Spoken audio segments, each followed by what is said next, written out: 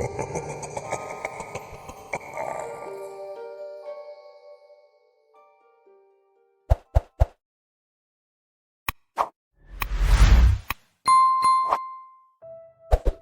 camera flickers to life, its red recording light casting an eerie glow across the stark walls of the interview room. My hands won't stop shaking as I adjust my position in the metal chair, its cold surface a stark reminder of where I am. The date stamp in the corner of the footage reads October 15th, but I'm not even sure if that's real anymore. Nothing feels real these days. State your name and position for the record, a voice commands from somewhere off camera. Eli Turner, I manage, my voice hoarse from screaming. Former field agent for the Department of Anomalous Threats. Badge number 2274. I pause, swallowing hard, though I don't know if any of that matters now. The interviewer remains silent, waiting for me to continue. The fluorescent lights above buzz incessantly, a sound that would have once been merely annoying but now sends shivers down my spine. It reminds me too much of its whispers. I need to tell you about my first mission. I continue, leaning forward. People need to know what's really out there, what's really happening in those mountains, what our government is really doing. My fingers drum nervously on the table's surface, but most importantly, they need to know about the Black Rook. The memory floods back, as vivid as the day it happened. I'd just completed my training at the D8 facility in Nevada. 6 months of intense physical conditioning, weapons training, and endless lectures on cryptozoology and paranormal phenomena. I'd graduated top of my class, eager to prove myself in the field. Young, ambitious, and completely naive about what I was getting myself into. Director Nolan had called me into his office on a crisp autumn morning. The leaves outside his window were turning golden, but inside, the atmosphere was cold and clinical. His office always reminded me of a museum after hours. Everything perfectly arranged, but with an underlying emptiness that made you want to whisper. Agent Turner, he'd said, not looking up from the thick file spread across his immaculate desk. What do you know about the Appalachian Mountains? I remember standing there, hands clasped behind my back, reciting what I thought was relevant. Sir, the Appalachians are one of the oldest mountain ranges in North America. They're known for their rich folklore and have been a hotspot for unexplained phenomena since colonial times. Nolan had finally looked up then, his steel gray eyes fixing me with an unblinking stare. And what about the Black Rook? The name sent an involuntary chill through me, even then. During training, it had been mentioned only in whispers. A creature so dangerous that even our instructors seemed reluctant to discuss it. Only what's in the basic briefing materials, sir. A Class 5 entity believed to possess advanced cognitive manipulation abilities. No confirmed encounters in the last decade. He'd smiled then, a thin, humorless expression that didn't reach his eyes. Incorrect, Agent Turner. There have been 17 encounters in the past 10 years. We simply haven't let that information become public knowledge. He slid a folder across the desk. Congratulations. You're about to become number 18. The folder contained photos of a small town called Pine Haven, nestled deep in the Appalachian wilderness. Population 847, according to the last census, though that number had been steadily declining over the past few months as people began to vanish. The local authorities were baffled. No bodies, no evidence of foul play, just empty homes and concerned families. But we knew better. The pattern matched previous Black Rook activities. The disappearances always started slowly, 1 or 2 people at first, usually hikers or locals who ventured too far into the woods. Then the numbers would accelerate as the creature grew bolder, more hungry, more powerful. You leave in an hour, Nolan had said, already turning his attention back to other matters. Your team will meet you at the airfield. And Turner, he looked up one last time. Don't trust anything you see out there, not even yourself. If only I'd understood then what he really meant. If only I'd known that the mission wasn't about stopping the Black Rook at all. We were never meant to be hunters. We were meant to be prey. The flight to Pine Haven was tense. I met my team at the airfield, Dr. James Wilson, our tech specialist, and Agent Rebecca Thorne, a veteran hunter with 15 years of field experience. Wilson was buried in his tablet, reviewing geological surveys and local weather patterns, looking for any anomalies that might hint at the creature's presence. Thorne spent the entire flight field stripping and reassembling her custom-made rifle, each click and snap of metal against metal punctuating the helicopter's steady thrum. First mission jitters, Thorne had asked, not looking up from her weapon. Her fingers moved with practiced precision, like a surgeon performing a familiar operation. "No, ma'am," I lied, trying to keep my voice steady. The truth was, my stomach was doing somersaults. Something about this mission felt different from our training exercises. There was a weight to it, a heaviness in the air that seemed to press down on us as we approached the mountains. Wilson finally looked up from his tablet, his round glasses reflecting the dim light of the cabin. "You should be nervous," he said, his voice barely audible over the rotors. "The readings from Pine Haven are unlike anything I've seen before. The electromagnetic disturbances alone." He trailed off, shaking his head. We landed on the outskirts of town just as dusk was settling in. Pine Haven looked like it had been frozen in time, a slice of small-town America that hadn't changed since the 1950s. The main street was lined with family-owned shops, their windows dark and uninviting. A single traffic light swayed gently in the evening breeze, its yellow light casting strange shadows across the empty sidewalks. Sheriff Hayes met us at the local police station, a small brick building that looked more like someone's house than a law enforcement facility. She was a tall woman with weathered features and eyes that had seen too much. The moment we walked in, I noticed her hand never strayed far from her service weapon.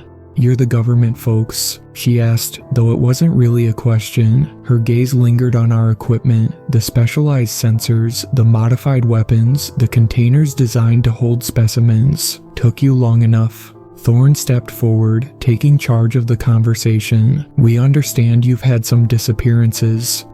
Hayes laughed, but there was no humor in it. "Disappearances? Is that what they're calling it?" She walked over to a corkboard covered in missing persons photos. 37 people in the past 3 months. No bodies, no evidence, just gone. She turned back to us, her expression hard. "And that's not counting the ones who came back wrong."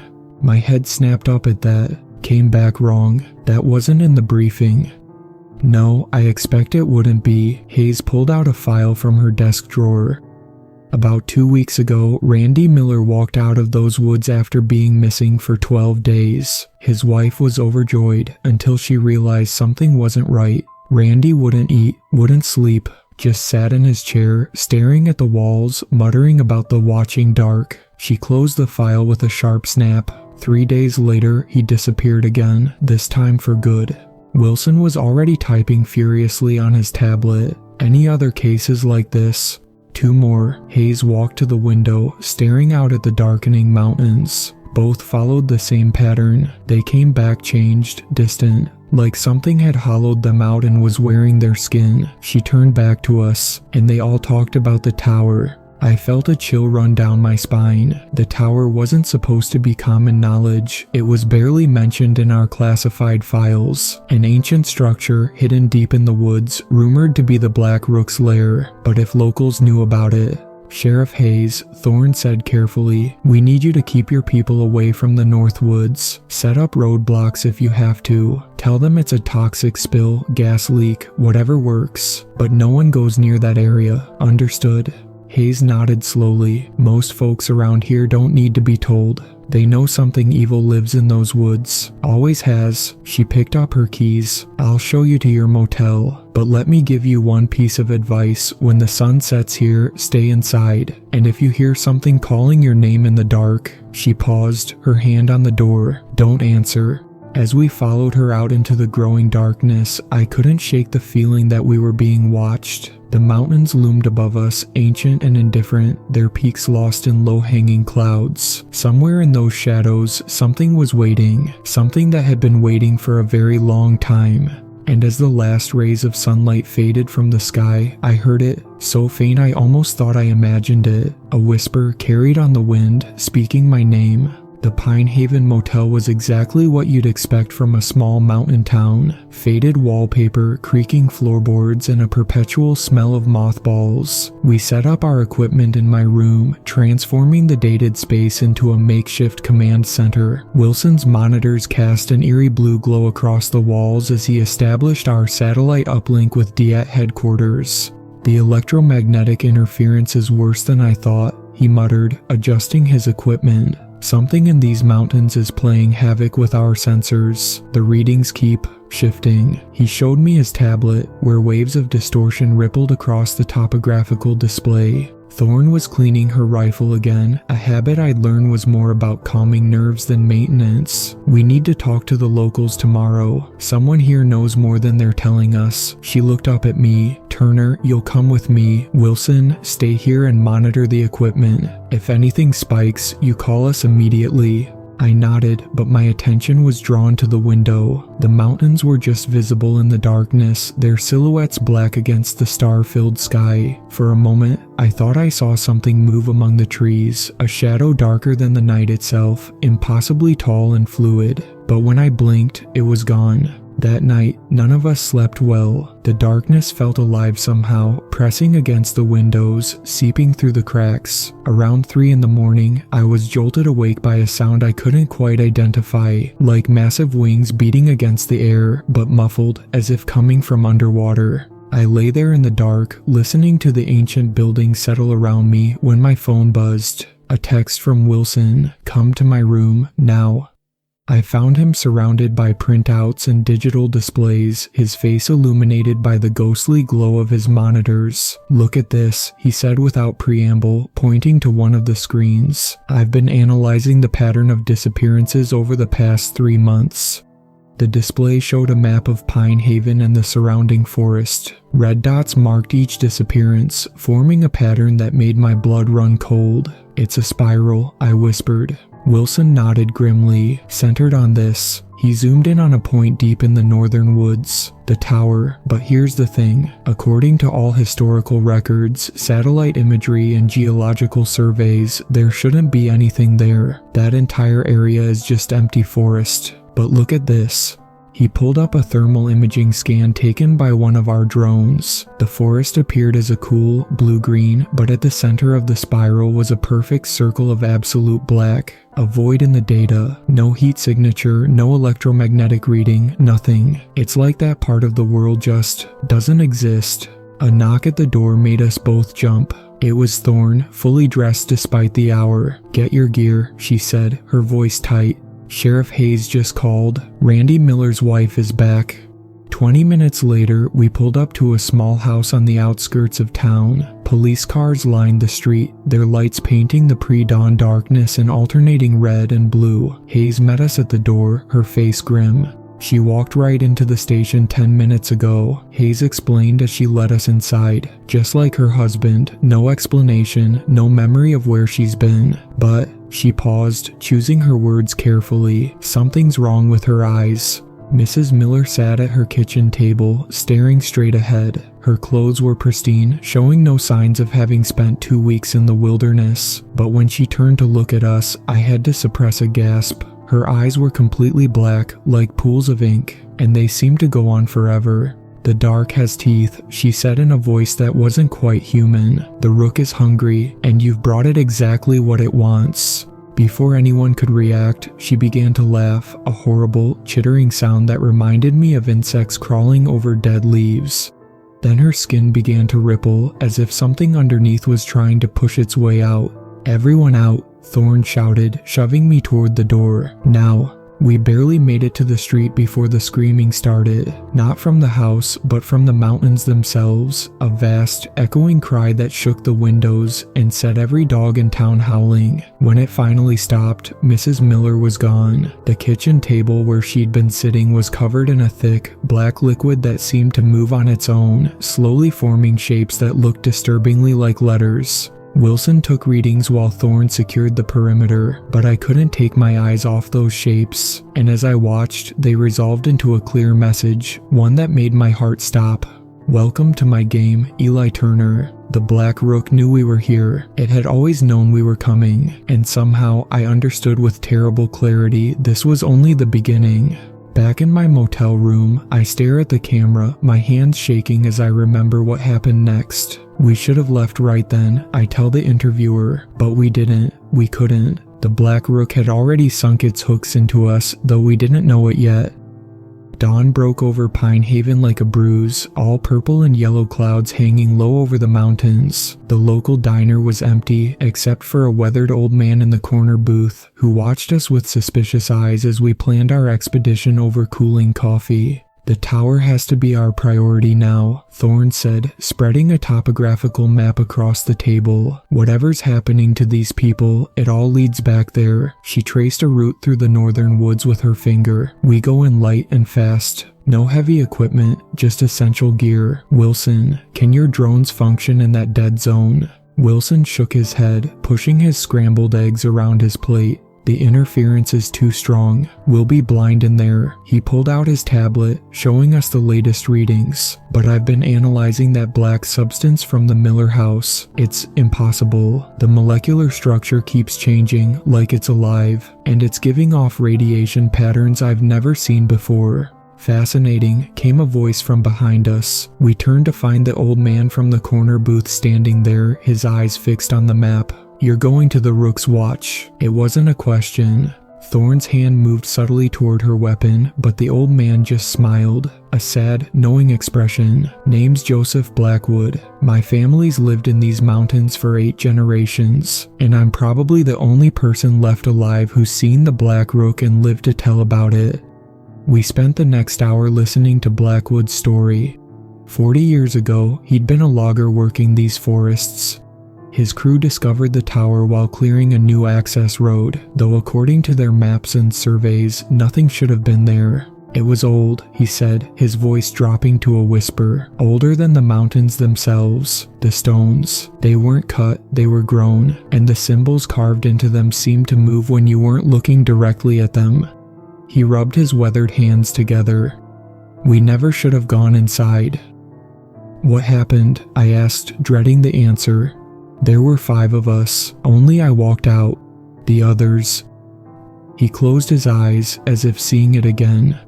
The darkness took them, but not before it showed us things. Terrible things.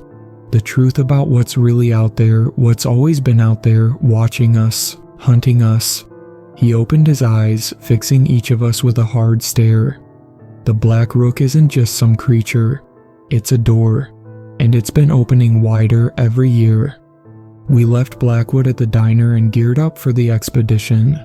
Standard, DAT, field kit, tactical gear, specialized weapons loaded with custom ammunition designed to work on non-physical entities, sensors and emergency beacons. I noticed Thorne slipping something else into her pack, a small silver flask that didn't look like standard issue.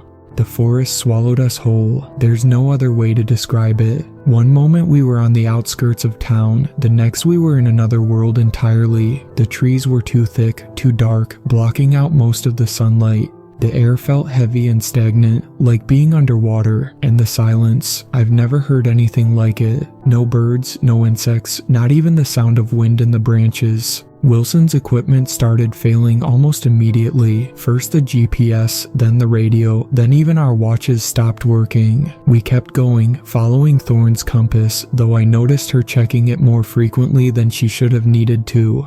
The readings are all wrong, Wilson muttered, tapping his dead tablet. It's like reality itself is thin here, worn out. He stopped suddenly, holding up a hand. Do you smell that? A sweet, cloying odor drifted through the trees, like rotting fruit and burning metal, and under it, barely noticeable but unmistakable, was the copper tang of blood. We're getting close, Thorne said, her voice tight. Stay alert, and whatever happens, don't. The world shifted. 1 second I was standing beside them, the next I was alone in a clearing I hadn't seen before. The trees around me were wrong, their bark was black and seemed to pulse with an inner light. The ground beneath my feet felt soft and yielding, like walking on flesh. And there, rising before me like a monument to madness, was the tower. It looked nothing like Blackwood had described, nothing like the photos in our briefing. It seemed to bend in ways that hurt my eyes to look at, its stones arranged in patterns that couldn't exist in three-dimensional space. As I watched, horrified, I realized parts of it were moving, flowing like liquid despite being solid stone. "Beautiful, isn't it?" said a voice behind me, my own voice. I spun around, nearly losing my balance on the shifting ground. There I stood, but it wasn't me, not really. This version wore the same tactical gear, had the same face, but its eyes were endless pools of darkness, like holes punched in reality. "What's wrong, Eli?" my doppelganger asked, head tilting at an impossible angle. "Isn't this what you wanted? To see what's really out there?" It smiled, and its teeth were made of shadows. "To become part of something greater." I raised my weapon, but my hands were shaking so badly I could barely hold it steady. "Where are the others? What have you done with my team?" The thing wearing my face laughed, a sound like breaking glass. "Your team? Oh, Eli, they were never your team. Ask yourself, why would the department send a rookie agent to face its most dangerous entity? Why would they pair you with their most experienced hunter and their best technical expert?" The realization hit me like a physical blow. "We weren't sent to capture the Black Rook," I whispered. "We were sent to feed it." "Almost there," my double said, taking a step closer. "But think bigger. Why do you think the Department of Anomalous Threats exists at all? Humanity has always known about creatures like me. We've been here longer than you have. But in the modern age, you needed a way to control us, to contain us, or at least..." Its smile widened impossibly. "That's what they told themselves." The tower pulsed behind it, its stones flowing like black mercury. Images began to appear in its surface, reflections of other missions, other teams. I saw dozens of agents like me, all led to this same spot, all thinking they were here to protect humanity, all becoming part of something they couldn't comprehend. "The department doesn't contain us," the thing said, its form beginning to blur and stretch. "They serve us, feed us, keep our existence hidden while providing us with exactly what we need. And what we need, Eli, is fear. Pure, perfect fear, from minds trained to understand exactly what they're facing." I tried to run, but the ground beneath my feet had become like quicksand. As I struggled, I heard Thorne's voice calling from somewhere in the darkness, but it wasn't her voice anymore. It had that same hollow, echoing quality that my doubles did. "Did you really think they'd waste their best agent on a suicide mission?" the creature asked, its form now towering over me, spreading like ink through water. "Agent Thorne has been part of us for years. She leads the lambs to slaughter over and over. And Wilson, his real task was to ensure your equipment would fail at exactly the right moment."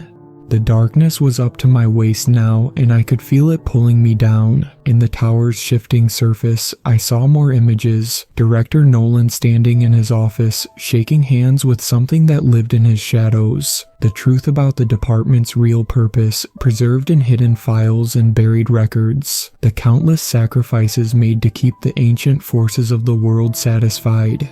And now, the thing that had been my double said, its voice becoming a chorus of every person who had ever disappeared in these woods. "You understand, but understanding isn't enough. You have to become part of it, part of us."